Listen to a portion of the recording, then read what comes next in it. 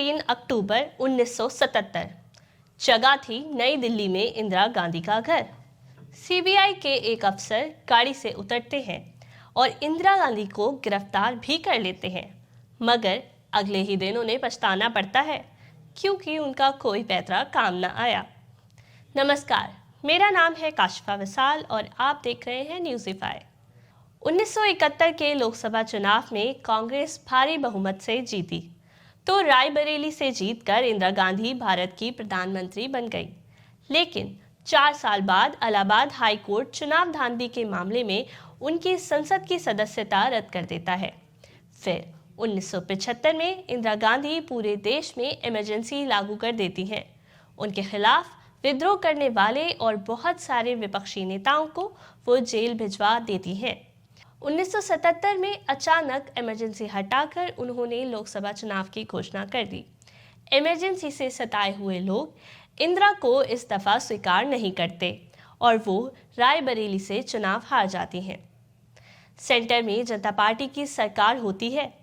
मोरारजी देसाई प्रधानमंत्री और चौधरी चरण सिंह गृह मंत्री बनते हैं।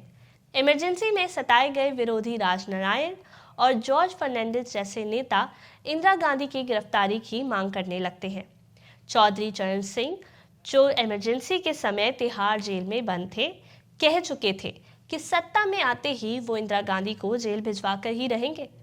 अटल बिहारी वाजपेयी और लाल कृष्ण आडवाणी जैसे नेता भी इंदिरा को जेल भिजवाना चाहते थे। उस वक्त के कानून मंत्री शांति भूषण का मानना था कि इस वक्त कोई भी कदम सोच समझकर उठाया जाए, तो चरण सिंह ऑपरेशन अरेस्ट पर काम करने लगे और अफसरों को इंदिरा गांधी पर मजबूत केस बनाने के आदेश दे दिए। वहीं हार से सहमी इंदिरा गांधी भी 3 महीने तक बाहर नहीं आई कि तब तक बिहार के बेलछी में 11 दलितों की बेरहमी से हत्या कर दी गई। चुनाव पर हार की चुप्पी के बाद इंदिरा गांधी को बोलने के लिए सियासी मुद्दा मिल गया। बेलछी का वो इलाका उस वक्त बाढ़ से ग्रसित था। तब इंदिरा गांधी हाथी पर बैठकर वहां पहुंचती हैं।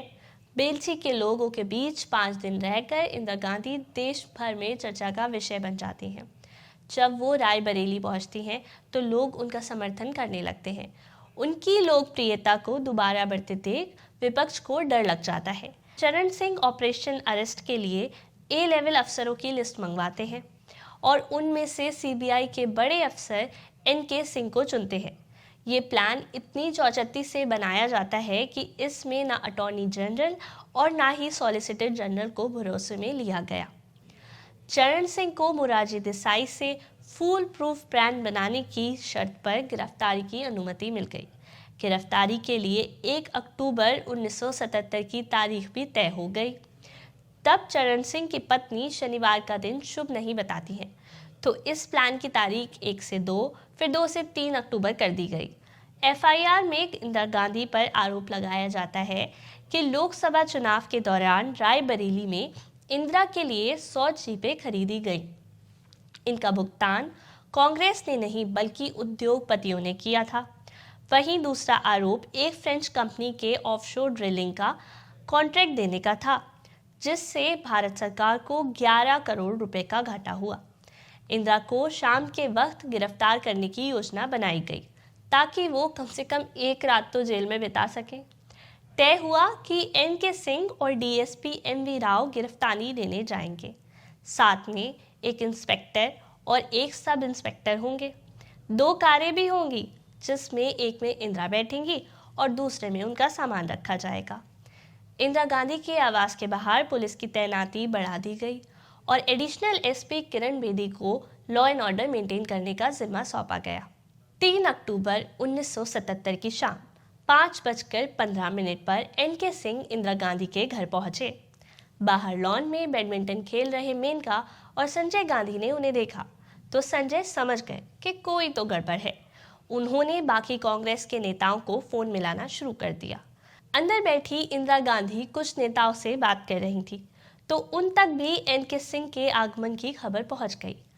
उनके personal secretary R K. Dhawan N K. Singh से आकर मिले और उनके आने की वजह पूछी तो एन.के. सिंह ने इंदिरा गांधी से पर्सनली मिलने को कहा, जिस पर उन्होंने कहा कि अपॉइंटमेंट के बिना वो अंदर नहीं जा सकते। बाद में उन्हें बाहर खड़े होकर अंदर बैठे नेताओं के जाने का इंतजार करना पड़ा। कांग्रेस के बाकी नेता और कार्यकर्ता भी वहां पहुंच गए। तब उन्हें देखकर एन.के. सिंह आग बबूला हो उठे और अंदर जाने की मांग की। घंटा बीत जाने के बाद उन्हें अंदर जाने दिया गया। इंदिरा गांधी को अलग गैलरी में ले जाकर एन.के. सिंह ने उन्हें सारी घटना बताई और गिरफ्तारी देने की विनती की। ये सुनकर इंदिरा गुस्से से फूट पड़ी और चिल्लाकर बोली कि वो गिरफ्तारी से नहीं डरती, जाकर हथकड़ियाँ ले आओ। लेकिन उन्हें हथकड़ियाँ नहीं पहनाई गई थी, क्योंकि प्रधानमंत्री मोरारजी देसाई ने उन्हें हथकड़ियाँ पहनाने से मना किया था और कहा था कि इंदिरा के साथ गिरफ्तारी के वक्त कोई बदसलूकी नहीं की जाएगी। इंदिरा को जब रात 8:30 बजे गाड़ी में बैठाकर ले जाया जा रहा था, तब देश भर में ये खबर तेजी से फैल गई। पार्टी के कार्यकर्ता गाड़ी के आगे आकर लेट गए। बड़ी मुश्किल से उन्हें हटाया गया। गांधी पीस फाउंडेशन की सदस्य निर्मला देशपांडे को इंदिरा गांधी के साथ जाने की अनुमति मिल गई। जब इंदिरा को फरीदाबाद के एक गेस्ट हाउस में ले जाया जा रहा था, तब उनके वकील की गाड़ी ने आकर उन्हें रेलवे क्रॉसिंग पर रोका और कहा कि बिना कोर्ट के ऑर्डर के उन्हें दूसरे स्टेट में नहीं ले जाया जा सकता। तब उन्हें किंग्सवे कैंप की एक मेस में रखने का निर्णय लिया गया और काफिला फिर से दिल्ली की तरफ चल पड़ा। मेस के वीआईपी कमरे में इंदिरा गांधी और निर्मला देशपांडे ने अपनी रात गुजारी। सुबह 4 अक्टूबर को जब उन्हें चीफ मेट्रोपॉलिटन मजिस्ट्रेट जज आर.के. दयाल के सामने पेश किया गया, तब ऑफिस के बाहर इंदिरा गांधी के समर्थक व विरोधियों की भीड़ जमा थी। दोनों गुटों में झड़प हुई तो पुलिस ने आंसू गैस के गोले छोड़े। मजिस्ट्रेट ने प्रोसिक्यूशन के वकील से पूछा कि उनके पास आरोप को साबित करने के लिए कोई ठोस सबूत है, तो वकील ने इस पर कहा कि कल तो एफआईआर दर्ज हुई है, एडिशनल सबूत जमा करने में वक्त लगेगा। यह सुनते ही जज ने कहा कि सबूत ना होने की वजह से आरोप रद्द किए जाते हैं और 1.5 मिनट में ही केस डिसमिस कर दिया। संजय गांधी केस डिसमिस चिल्लाते हुए बाहर आते हैं। समर्थकों में खुशी की लहर दौड़ पड़ती है और नारे लगने लगते हैं। इस दौरान प्रणब मुखर्जी का एक बयान बहुत चर्चित हुआ था कि इंदिरा ने जिस जनता पार्टी के नेताओं को 19 महीने तक जेल में रखा, वे उन्हें 19 घंटे भी जेल में नहीं रख पाए। ये विपक्ष के लिए एक बड़ा झटका था, क्योंकि इससे इंदिरा गांधी की लोकप्रियता और बढ़कर सहानुभूति में बदल गई। 1980 के लोकसभा चुनाव में पूर्व बहुमत से कांग्रेस की सरकार आई। इंदिरा गांधी फिर से प्रधानमंत्री बन गई। विपक्ष जिस घटना से इंदिरा पर भ्रष्टाचार का धब्बा लगाना चाहता था, उससे उसने अपने ही पैरों पर कुल्हाड़ी मार ली। तो कैसा लगा आपको हमारा आज का ये सियासी वृतांत? कमेंट बॉक्स में कमेंट कर ज़रूर बताएं। और भी नई सियासी कहानियों को जानने के लिए हमारा चैनल ज़रूर सब्सक्राइब करें। और अगर आप ये वृत्तांत हमारे फेसबुक पेज पर देख रहे हैं तो इसको लाइक और शेयर करते चलें। आज के लिए इतना ही। कल फिर मिलते हैं किसी और नए सियासी मुद्दे के साथ। तब तक के लिए नमस्कार।